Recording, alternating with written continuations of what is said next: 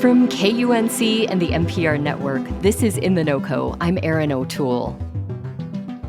Wildland firefighters, pilots for air tankers, law enforcement to evacuate residents.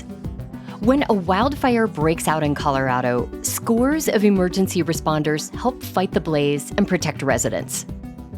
There's one job you don't hear about as much, but it plays an integral role in how crews respond to a fast-moving wildfire. A team of incident meteorologists working for the National Weather Service dispatches weather experts to disasters like wildfires, hurricanes, and blizzards.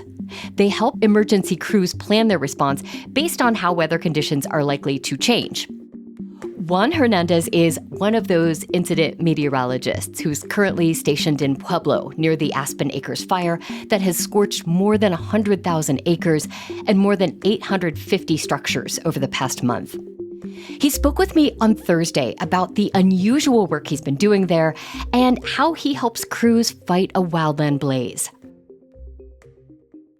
An incident meteorologist helps at the command center of the wildfire, but you don't have the authority to send a team of firefighters to one location over another. How do you contribute to fighting a wildfire on a given day? Yeah, that's a great question.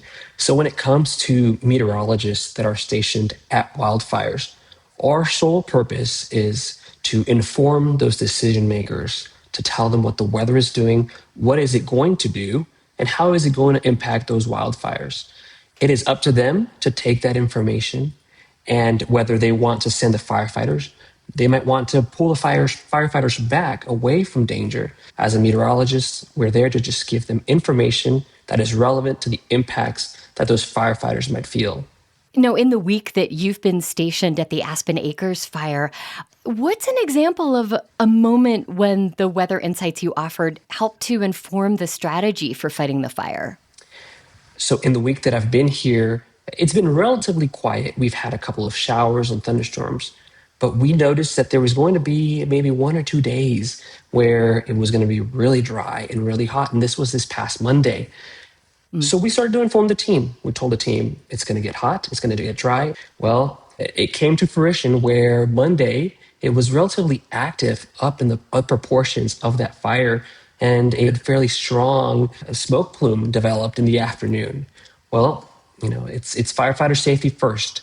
So we passed information along to the team. We said, look, here's where we are now. Here's our relative humidity. Here's our wind. Here's our temperature. What are we looking at over the next 2-3 hours? And what can we expect over that time period? Well, it was very important because they were able to pull a couple of people away from the fire while it was at the worst conditions, knowing that it was only going to last a couple of hours, about 3 hours.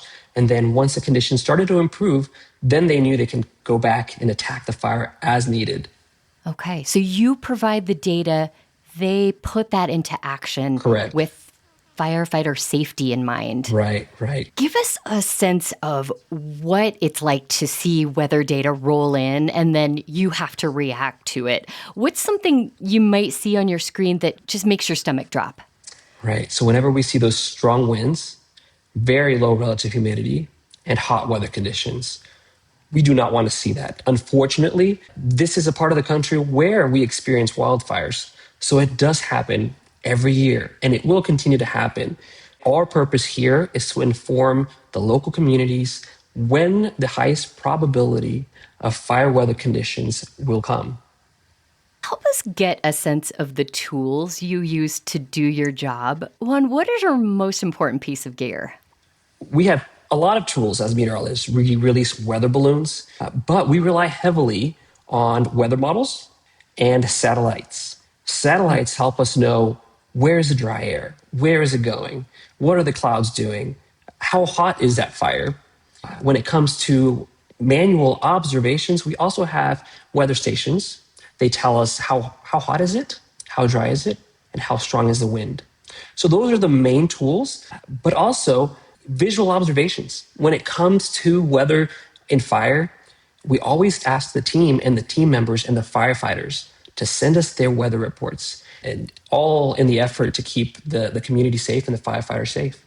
I had never heard of an incident meteorologist until recently. How long has your job existed, and how many incident meteorologists work for the National Weather Service? Yes. So when it comes to the incident meteorologist program, it's been around for decades. It started with a meteorologist that wanted to help out their local fire department, and they realized the importance of weather input when it comes to making decisions. So now it's grown to about a team of 100 meteorologists that are scattered around the country. And our purpose is to serve those that are making decisions when it comes to an incident that requires a large scale coordination effort. Wildfires are the most common type of disaster that an incident meteorologist for the National Weather Service responds to. Has it always been wildfires? The most common incident that meteorologists usually respond to are wildfires, just because there are so many wildfires and the conditions can change vastly from one wildfire to the next. Now, we have also responded to hurricanes, for example, Katrina. When Katrina hit New Orleans, we had a meteorologist there. We also respond to something major like 9/11, right? We had a meteorologist there as well. When you're not deployed, you help the National Weather Service monitor for conditions that are conducive to wildfires and other disasters. Give us a look ahead. What does the rest of the summer look like for Colorado in terms of wildfires? For Colorado, in terms of additional wildfires, unfortunately, it's going to continue to be hot. There's really no relief, at least in the next couple of weeks. Now, monsoons, right? Monsoon is a big component of whether we see precipitation or not. The monsoon is Yeah. fairly strong out in the Four Corners area. So, looking at the next couple of weeks, if you're out in southwest Colorado, consider yourself lucky if you see precipitation. But elsewhere, we're looking at conditions that are going to be fairly hot and fairly dry. Okay. And if we get rain, it's maybe not enough to make a difference. Correct. You're probably going to see a quick shower or thunderstorm, which is ultimately not going to change the drought conditions that we've had for quite some time. You've been stationed at the Aspen Acres Fire Command Center for about a week. What has given you optimism about the firefighting effort? My optimism comes from the public, the people that live here, the people that have to live every day with the consequences of a wildfire. We go out to the community every couple days and we talk to the people that have been displaced, but seeing their face and how happy they are that we're there to help the community stay safe. So when it comes to wildfires, the team is there to not only attack fires, but also protect communities. That was Juan Hernandez, an incident meteorologist with the National Weather Service. He shared insights about his unusual work helping firefighting crews at the Aspen Acres Fire near Pueblo. You can find more coverage and resources about wildfires burning in Colorado at KUNC.org.